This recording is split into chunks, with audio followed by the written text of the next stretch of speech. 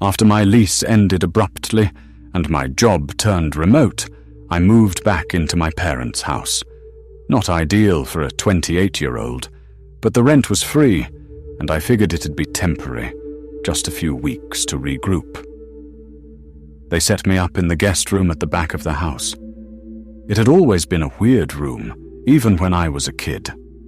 The twin bed was low to the floor, the old wallpaper had faded into this yellow-beige purgatory, and worst of all, the window overlooked the woods. I don't mean a little tree line. I mean thick Oregon forest, dense pines, overgrowth, mossy bark, the kind of place where sound gets swallowed. I used to have nightmares about those woods, but I told myself I was too old to be scared of trees. The first few nights were fine. The air was cool. The house smelled like home. I even started to like the quiet. But then I started waking up at 3:12 a.m.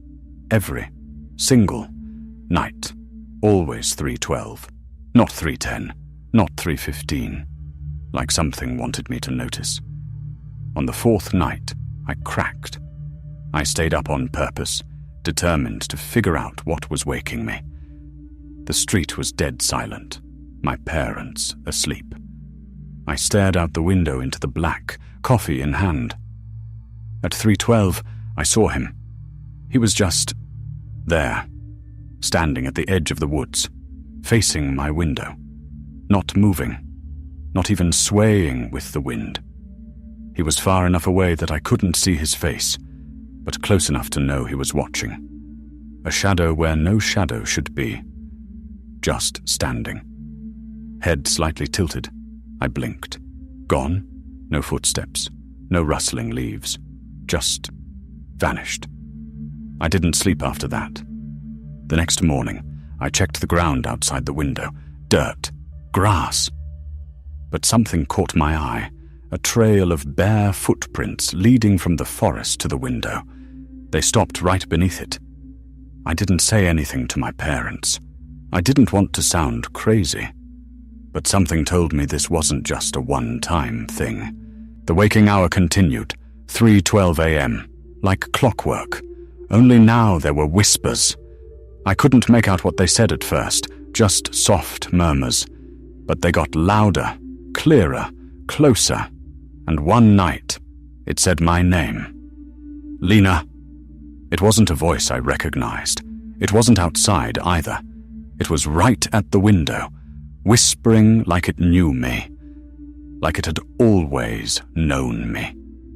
I bolted out of bed, slammed the window shut, even though it had already been locked, and threw the blanket over it. I started sleeping with the lights on. The next day, I finally told my mum. She laughed it off at first, said it was probably a dream, maybe stress. But when I mentioned the footprints, her face changed. She looked pale, quiet. She just said, "Don't open the window again, no matter what you hear." And she wouldn't say anything else. A few nights later, my mum found something tucked under the back door, a piece of lined paper, folded neatly. She unfolded it slowly, like it might bite. In barely legible handwriting, it said, "You're not safe at night." No signature, no return address, just those 6 words. We called the police. They found the same footprints again, leading from the trees to the house. But this time, there were more of them. Like whoever, or whatever it was, had brought friends. But they never found anyone. And no security cam caught a thing. I didn't sleep for 3 days. I moved all my things out of the guest room and into the living room, slept on the couch, lights on, knife under my pillow. Didn't matter. 3:12 a.m., I heard it again. Lena. And this time, it sounded inside the house. That night was the last night I stayed. I decided to leave the next morning. No matter what, I was just starting to drift off when I heard a soft tapping on the living room window. Then the whisper, louder than ever.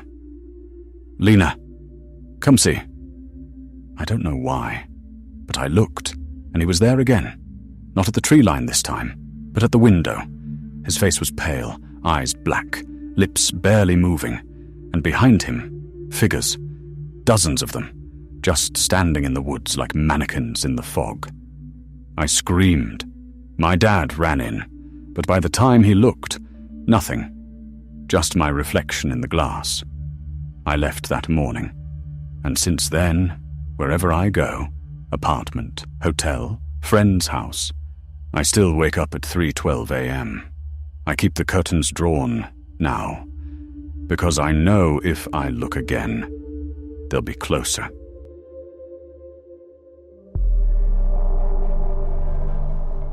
The ad read, "Quiet room available.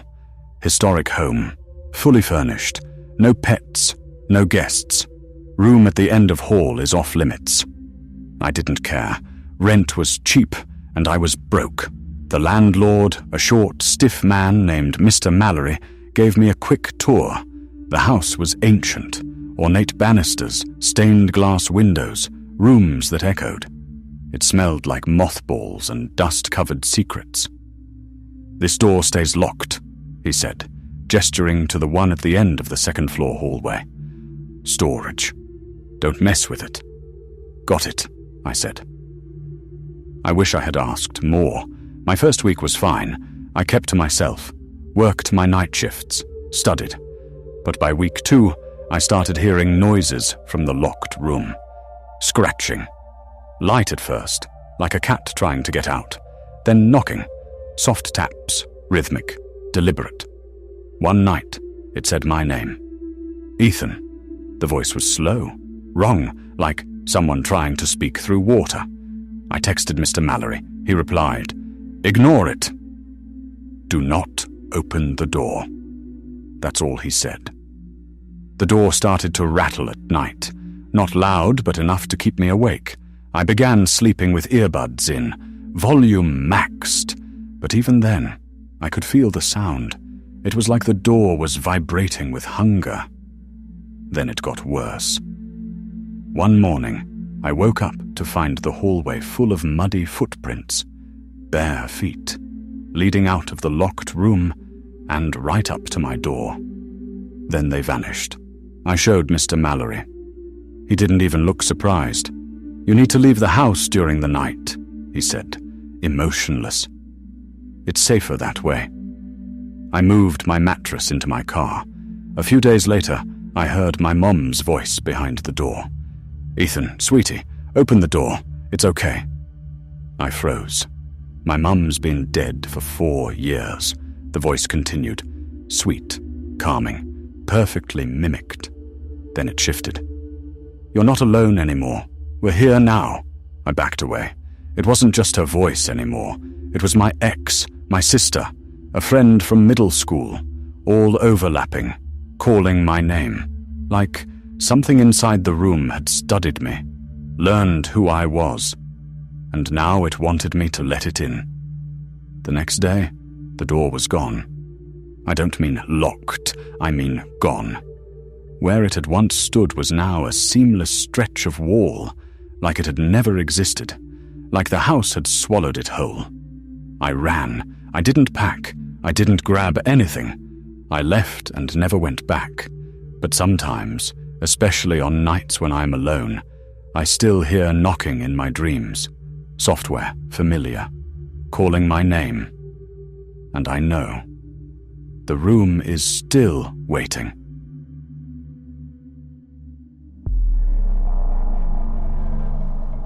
You ever notice how the weirdest stuff only happens when life is at its most normal?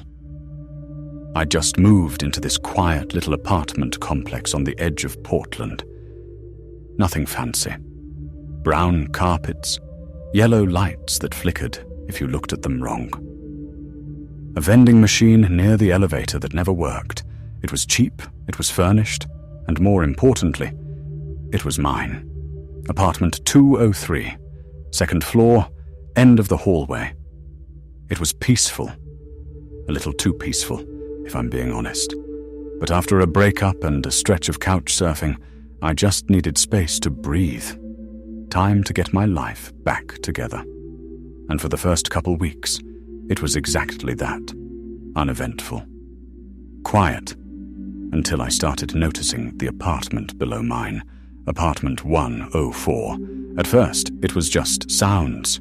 Normal apartment stuff. TV murmuring at night, footsteps pacing around. Nothing creepy.